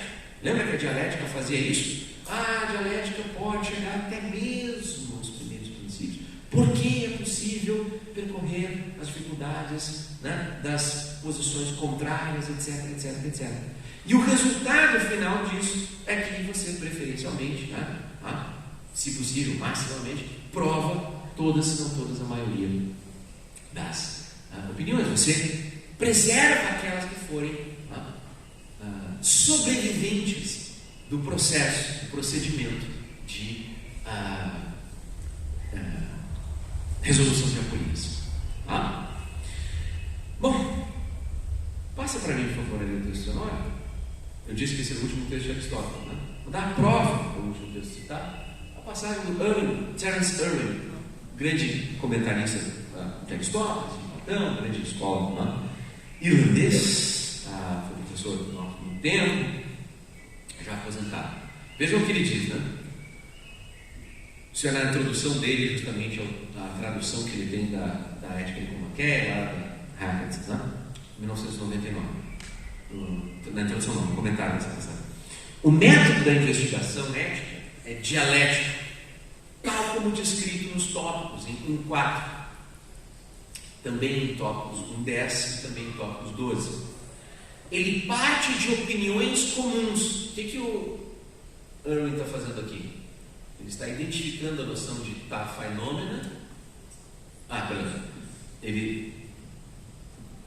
Ele parte da noção de phenomenon para identificá-la como sendo equivalente a talegômena e identifica a talegômena como tadopunta. E você tem uma espécie de imbricação. Os fenômenos também incluem as coisas ditas comumente pelas pessoas. Isso significa algo mais ou menos equivalente a opiniões reputadas, endoxadas. Ele parte das opiniões comuns, o que parece ser ou o que aparece à maioria ou aos sábios. Ele toma as opiniões comuns como pontos de partida, porque elas são mais conhecidas ou mais familiares para nós. A discussão dessas opiniões reputadas mostra que elas dão origem a dificuldades, aporia, quando encontramos argumentos aparentemente convincentes para opiniões comuns com conclusões inconsistentes. Para solucionar ou dissolver as aporias, Aristóteles busca uma explicação que mostre a verdade da maioria e das mais importantes dentre as opiniões comuns. Tal explicação nos fornecerá um princípio que é conhecido por natureza, porque justifica as reivindicações de conhecimento. Uma defesa de um princípio teórico mostra como ela vindica muitas das opiniões comuns, mas ela não as vindica a todas. Logo, uma defesa apropriada deverá mostrar igualmente por que as opiniões comuns parecem atraentes e repousam em incompreensões explicáveis. Você descarta o que tem que ser descartado e explica até mesmo por que em algum momento alguém considerou que aquilo seria plausível, mostra por que aquelas opiniões estão ali e preserva só aquelas que a análise filosófica permite você continuar no caso. Bom, parece, pode voltar de novo ao nosso texto 18, parece ser uma adequada descrição do que vinha lá no texto de Nicomaquia 7.2, certo? Perdão, 7.1. Parece. E esta metodologia, de fato, foi reconhecida por muita gente como sendo o método de Aristóteles. Mesmo alguém que quis negar que você deve chamar isso de dialética, porque não queria se comprometer. O que pode ser dialética aqui? Como o Jonathan Barnes, no artigo de 1980, diz, bom, vamos chamar isso de o método das endoxa. Não vou me comprometer com a ideia de dizer que é método dialético, não. O que é? É isso que Aristóteles está fazendo. Você parte das opiniões comuns ou de como as pessoas dizem aquelas coisas, qual é a significação compartilhada, ou de como as coisas aparecem à maioria das pessoas. Disto emergirão conflitos e você tem por trabalho resolver esses conflitos, essas dificuldades. O que você obtém no final é o resultado filosófico relevante, é o que fica provado daquelas opiniões como que purgadas, digamos assim, das inconsistências. Chama de dialética, chama de o que quiser. Ok? Problema de novo, que a gente terminou a aula passada com vocês com um problema. Como é que a gente terminou a aula passada? Dizendo, só é possível se comprometer com a ideia de que esse método é dialético se você incluir a noção de análise da significação. Lembra que eu falei assim? Pois bem, hoje nós analisamos tudo isso para mostrar quão plausível é e por que, a partir de um determinado momento, se passou a tomar a noção de análise das opiniões comuns como equivalente à análise da significação. Agora, nós vamos terminar com uma nova dificuldade. A nova dificuldade é, tudo bem, este é o método que Aristóteles está empregando, então, porque está dito no trecho que eu acabei de ler para vocês, o método é dialético. Inteiramente é isso que se faz. Volto para o que eu fiz com vocês, justamente mostrando ética de Nicomaqueia 1 e 2. Toda ação visa bem e depois se há um fim para todas as nossas ações, etc. Algo ali parece corresponder a esse tratamento? A resposta mais próxima de algo afirmativo é dizer, claro, porque aquelas ideias são ideias compartilhadas com o platonismo. Bom, isso é tão verdadeiro quanto irrelevante do ponto de vista da resposta para o problema. Por quê? Porque é tão genérico quanto dizer que tanto Newton quanto Einstein falavam de, por exemplo, matéria ou movimento. Não diz nada sobre quão diferentes ou quão próprias são as análises de cada um dos focos. Esses cientistas, no caso, físicos. Ou seja, dizer que é dialético porque é comum a discussões do platonismo ou de outros, não resolve nada para a gente saber se este método em 3 passos estabelece os fenômenos, observe bem as aporias e resolva-as. Ao resolvê-las, prove quais são as aporias restantes. Este método não está lá. Bom, onde então na ética as pessoas pensam que podem encontrar esse método? Vamos de novo ficar lá no contexto do livro 1. Eu li para vocês uma passagem que Aristóteles estava dizendo como é que nós chegamos ao nome eudaimonia. Quanto ao nome, há acordo. Mas as pessoas diferem quanto a lembra? Também não tem isso. A não ser que você tome estabelecimento de significação como sendo dialética. Que é o que eu estava dizendo que a gente tem que usar, porque tudo será dialética aí. Bom, mas então sobra o quê? Existem algumas passagens, para voltar para aquele trechinho azul, existem algumas passagens em que você poderia dizer que Aristóteles usa a dialética, e com isso eu vou encerrar, para obter resultados negativos. É o que acontece, por exemplo, ali em Ética Nicomaqueia, logo depois do trecho que eu li para vocês ali de 1,4, em 1,5 e 1,6. Bem no iníciozinho, portanto, ainda da Ética, quando Aristóteles está dizendo o seguinte: tudo bem, tanto eu, quanto a Flávia, quanto a Jana, concordamos que felicidade é o nome do bem supremo, mas o que é exatamente felicidade? Nós temos divergência. E aí você vai dizer o seguinte: quais são essas divergências? Aí Aristóteles vai lá e faz o quê? Ele pega candidatos reputáveis, candidatos plausíveis para serem a resposta do que é o demonismo. Que candidatos eram esses? A vida dos prazeres, a vida da honra, a vida do dinheiro e vai eliminar uma a uma, dizendo: não é que não envolva prazer, mas uma vida consagrada exclusivamente ao prazer, sobretudo pensado como prazer corpóreo aqui, é uma vida mais própria aos animais, sencientes, sensitivos, do que ao homem, que é dotado de uma outra capacidade que os animais não têm, a razão. Não pode ser a vida da honra. Por quê? Porque a honra é mais própria aquele que a confere do que aquele que a recebe. Você se torna dependente. Honra aqui não é no sentido do a fama, o apreço público, a estima de todos. É nesse sentido, de ser honrado pelos outros, não de você ser uma pessoa honrada. Considerem essa faculdade. Então não pode ser isso. Seria muito instável. A qualquer momento você pode ser cancelado. Muda a opinião sobre você, acabou você. Terceira e última hipótese, então, a vida do dinheiro. Bom, o dinheiro é puramente instrumental. A vida das riquezas é puramente instrumental. Aristóteles avalia opiniões alheias aqui? Sim. Ele mostra as dificuldades dessas opiniões? Sim. Pronto. Finalmente encontramos uma passagem que parece ser exatamente o que Nicomaquia VII estava dizendo. Considera opiniões refutadas, candidatas a serem a resposta adequada para o que é a eudaimonia. Avalia as dificuldades que elas geram. Descarta e preserva só aquilo que for o resultado final da análise filosófica. Perfeito. Então, um passo decisivo da prova para chegar à resposta da eudaimonia é dialético. Só que, na verdade, como eu estou assistindo com vocês, o resultado é puramente negativo.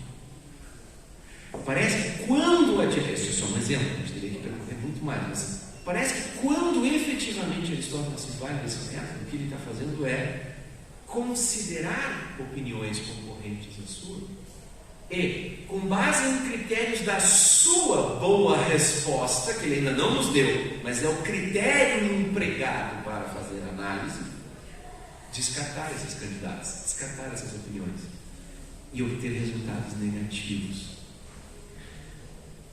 A partir disso, talvez você possa preservar que um método, vamos dizer sem nome, que reúna estas 6 características aqui, está em atividade, está ocorrendo em diversos momentos da ética de Aristóteles, como também nos demais tratados. Mas não poderá dizer que, como disse o Irwin no texto que nós lemos, como disse o John Burnett, como disse o Moisés de Oliveira, eu peguei pessoas de perfis completamente diferentes, de momentos totalmente diferentes, para mostrar. Você não poderá dizer que todos eles dizem o método da ética é dialético, throughout, por toda parte, ele é inteiramente dialético e ele corresponde perfeitamente ao que está descrito em Ética Nicomaquia 7, capítulo 1, que por sua vez corresponde ao que Aristóteles descreve como dialética, os tópicos. Isso simplesmente não se dá. Bom, mas como se dá então o método dialético? Bom, eu vou deixar uma nota promissória para a gente. A nota promissória é a seguinte: uma boa resposta para isso, me parece, seria você se perguntar o seguinte: como Aristóteles pensa que você deve obter boas definições? Definições percorrem todos os tratados filosóficos, não apenas os tratados científicos. Você deveria, portanto, estar disposto a aceitar até definições em muitos contextos, e aí você pode dizer o seguinte: se você tiver uma boa resposta para como Aristóteles tem uma boa definição, você talvez entenda como elas operam no campo da ética. E aí, a minha nota promissória para vocês é a seguinte: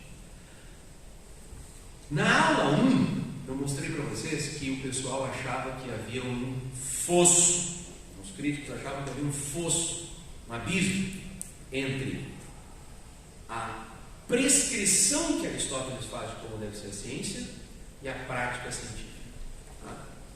E eu mostrei para vocês que no interior desse problema estava o nosso problema da ética. De um lado, ciência, de outro, a ética.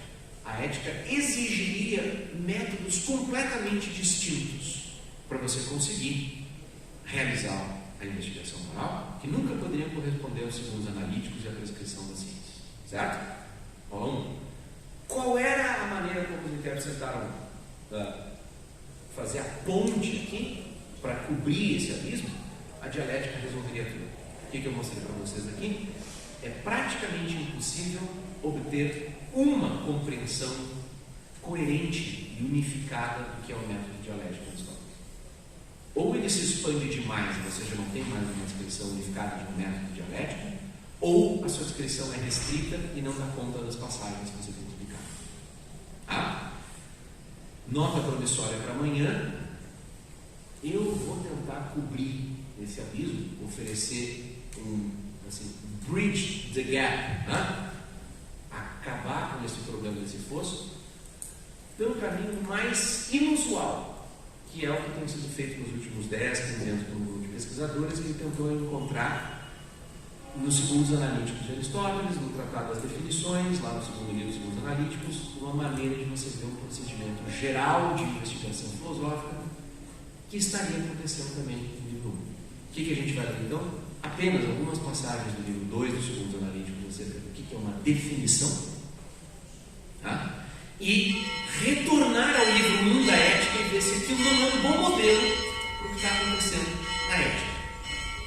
E aí eu vou mostrar na primeira parte todas as minhas esperanças, como quem diz, acho que aqui está a boa resposta, mas como vocês já podem antecipar, no final acho que a gente vai ficar sem resposta alguma. Obrigado.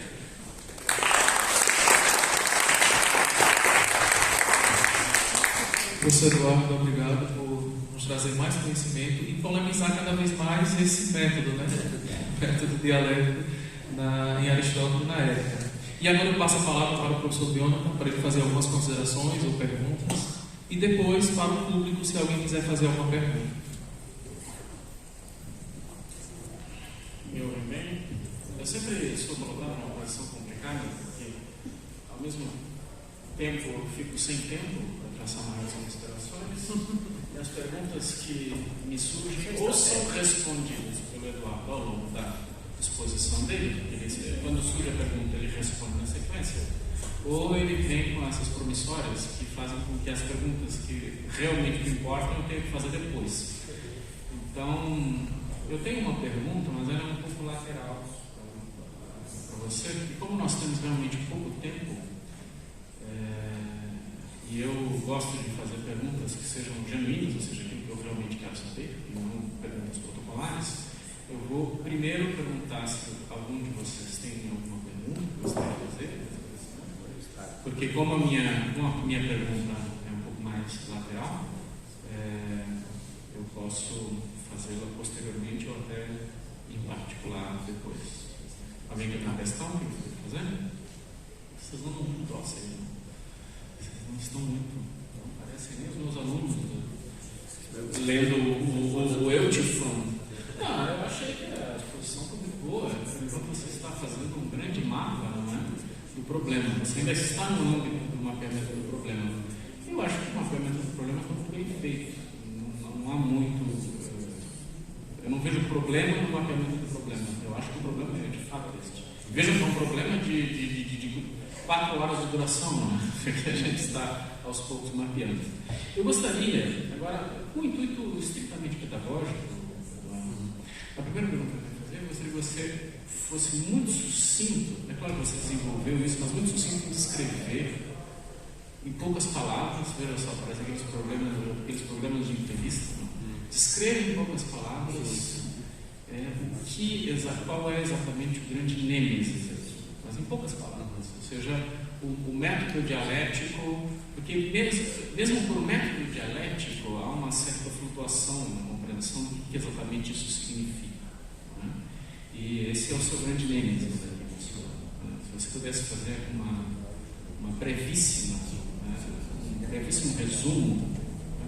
Porque uma coisa é nós falarmos no método dialético quando estamos falando do que Platão está fazendo, por exemplo, o método dialético interno à filosofia de Aristóteles, que, por sua vez, já, segundo os autores que defendem essa pervasividade, com perdão do neologismo, essa pervasividade da dialética em toda a obra, ela, mesmo isso parece se expressar de maneira distinta em obras diferentes, como você conseguiu ilustrar muito bem. Mas agora, se você fosse resumir em uma tese muito, muito sucinta, fosse o mais abrangente possível. O seu grande nêmesis aqui, eu acho que seria pedagogicamente interessante. Embora seja um pouco reparativo. Não, de modo algum. Eu acho que, bom, nós vimos da mesma escola, né, de filosofia. Eu acho que de uma certa forma, a gente só faz filosofia se a gente tem alguma obsessão, né? Tem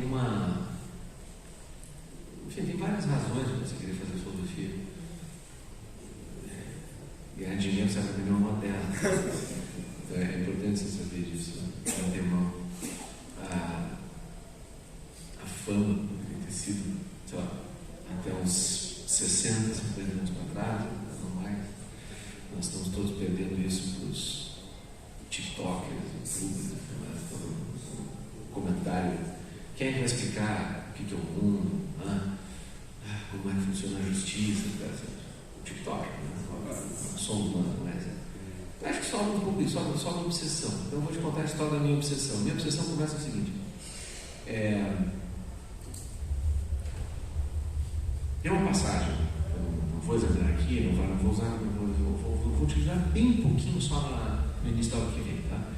Tem uma passagem da Ética de como que Aristóteles diz o seguinte: bom, então, o público adequado para essa lecture, para essas lições, né? Ele tem que ter sido bem educado nos bons hábitos. Tá? Se ele não tiver sido bem educado nos bons hábitos, ele não vai entender nada. Não vai ser útil, não vai ter nenhuma utilidade. Só que Aristóteles fala uma coisa muito curiosa. Ele diz, por quê? Porque nós temos sempre que partir daquilo que é mais familiar para nós, para depois seguir na direção que é mais familiar em si. Você pode traduzir aqui por cognoscível. E é assim com tudo. Funciona assim para todas as questões. E é assim que a gente distingue como é que a gente está partindo de princípios de uma ciência, como é que a gente está chegando nos princípios de uma ciência, isto é, os princípios entendidos agora como explicativos propriamente de todo o objeto da ciência, tal. E ele diz, é por isso que quem tem o que não precisa do porquê, mas aquele que não tem nem o que, nem o porquê, esse que ouça as palavras de Hesíodo. Bom, essas vão dizer o seguinte: bom, você é um sujeito muito peculiar, né, que realmente desenvolve uma obsessão com base nessas palavrinhas soltas assim. Não é bem assim. A ideia de que todo conhecimento deve se estruturar a partir de perguntas, hot, que algo é, diota, por que algo é, ei, assim, se algo é, por aí vai, é exatamente a descrição que Aristóteles dá no início do segundo livro dos Segundos Analíticos, quando ele diz, então, quais são os objetos de investigação? Se há algum caso, que há algum caso, por que há algum caso, tá? E quando eu li isso pela primeira vez, eu fiquei pensando, puxa, que engraçado, o vocabulário inteiro dessa passagem é exatamente o vocabulário dos Segundos Analíticos. E é o vocabulário da doutrina da ciência de Aristóteles. Né? E, no entanto, ele está numa passagem aqui fazendo um comentário que parece ser totalmente digressivo, dialético, gastando Platão, assim, por exemplo, do percurso. E a partir daquilo eu comecei a investigar esta questão. Qual é a relação disso? Coincidentemente, no mesmo ano, saiu um artigo do Carlos Natário sobre isso, e um artigo do Marcos Engano, no Oxford Studies, aqui no artigo da Oxford Studies, sobre questões de método. E isso marcou uma obsessão para mim. Eu fui por caminhos muito diferentes, isso aqui é uma coisa muito mais recente, mas enfim, foram caminhos muito diferentes, perseguindo uma única questão. Esse é o meu nêmesis que ele está dizendo. Né? Qual é? A ideia comumente aceita de que a dialética é o método filosófico não pode ser aceita, porque ela não funciona. E o que você coloca no lugar não é claro. E no momento em que eu comecei a minha formação em filosofia, eu sou um trânsito. Eu comecei como professor de literatura, depois que eu fui para a filosofia. No momento que eu comecei a minha formação em filosofia, filosofia coincidiu de ser um momento em que alguns desses cachorros grandes, assim, sabe, Big Dog, né, estavam estudando exatamente esse negócio. E aquilo despertou muito meu interesse e aí calhou de eu ir, né, parar discutindo com eles, estudei exatamente com essas mesmas pessoas, com você. Então, o meu ponto central, principal para vocês é mostrar o seguinte: recusar a dialética, que não é dar uma resposta parcial, é entender a história de como nós nos enredamos em problemas criados por nós mesmos. Entende? É quase uma terapia de análise filosófica. Quer dizer o seguinte: o século XX testemunhou um crescimento incrível no nosso conhecimento sobre esse assunto, não? Mas ao mesmo tempo ele trouxe um conjunto de problemas que na verdade talvez vieram de contrabando pelo tipo de análise que a gente estava fazendo. E a expansão da dialética como método filosófico geral de Aristóteles precisava ser recusada. E a minha ideia é justamente essa. Se eu tive o prazer de conversar com o David Charles, ele disse: olha, a impressão que eu tenho, o senhor Jobs vai apresentar, está em Yale agora, a impressão que eu tenho é que o que aconteceu ao longo do século XX foi expandindo o uso da dialética para todas as áreas do saber, até o ponto que no final todo o empreendimento filosófico de Aristóteles é dialético, todo mundo diz e repete isso. Só que se você colocar 3 professores numa sala e perguntar, defina-me o que é o método dialético, está dando uma definição diferente. Então você tem uma resposta que é comumente aceita, para qual não tem unidade nenhuma. E você tinha que sair desse problema. Então, uma solução que foi apresentada por um conjunto de pesquisadores que eu tive a oportunidade de, como plateia, assim, acompanhar o desenvolvimento, estava fazendo meu mestrado, meu doutorado, eu fui vendo essas coisas acontecerem, bem recente, portanto, são os caras que fizeram uma aposta que eu vou apresentar amanhã. Entendeu? Olha, talvez se você olhar para a definição em vez de dialética, você domine o problema melhor. Já antecipo.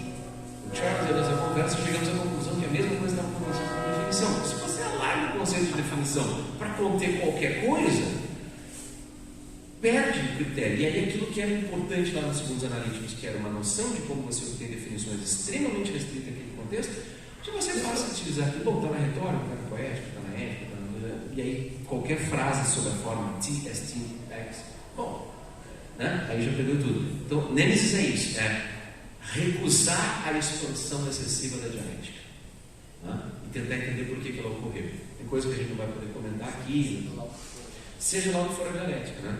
Por exemplo, uma tese que eu quero investigar, vamos ver se eu vou ter condições de fazer isso, e que não consegui investigar no doutorado, nada eu estou insistindo com vocês que análises lógico-semânticas, lógico-conceituais e lógico-semânticas estão sendo interpretadas no século XX por todos os intérpretes praticamente como sendo equivalentes à dialética, certo? Isso tem uma história. Essa história é a história que eu estou contando para vocês, do John Burnett, tem uma história interpretativa. Tá? Não é a fofoca de quem disse o que, e sim de como essa interpretação se construiu. No artigo do Owen, do Titianite Phenomena, que eu mostrei para vocês, ele diz com todas as letras, o modo de resolução de problemas filosóficos é, como sempre foi, a análise semântica, linguística, dos termos. Sim, em nosso, ao longo dos anos 20 e 30, era só isso que se fazia. Agora, sabe, nós estamos convencidos que era isso que Aristóteles estava fazendo? Você vê que eles realmente estão comprando a tese de que toda análise semântica conceitual é o método de Aristóteles, e que é isso que é fazer filosofia, por isso que ele está à vontade em identificar a dialética na filosofia. Em 1980, o Barnes escreve que a significação das palavras na nossa língua cristaliza opiniões linguísticas que nós temos. Portanto, lá vai. Você abriu a boca e disse alguma coisa, fundamento, é uma opinião refutada. Por quê? Porque significava isso. E a curiosidade é essa. Quem é que começou essa história de identificar como sendo dialética toda e qualquer coisa lógico-semântica, lógico-conceitual? Medievais. É curioso assim. Você volta lá para cá. Então, esses são os problemas que eu estou tentando entender. Assim, Então, se vocês estiverem de acordo, eu entrego a nota promissória amanhã para vocês, eu prometo.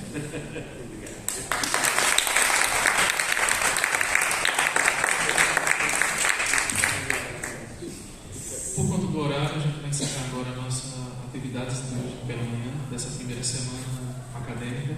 E desde já, a gente agradece ao professor Eduardo, ao professor Jonathan, que concorreu nessa mesa aqui, nessa segunda parte.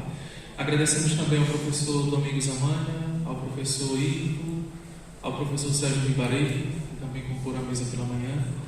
E agradecemos, na pessoa da professora Lúcia, por todos os professores, por todos nós alunos aqui da casa, dessa faculdade de São Bento, por todos os monges. E convidamos para amanhã novamente. Amanhã teremos mais. Afinal, qual é o método de Aristóteles em Ética? Teremos mais ainda. Exatamente. E desde já agradecemos a todos. Uma boa tarde e até amanhã.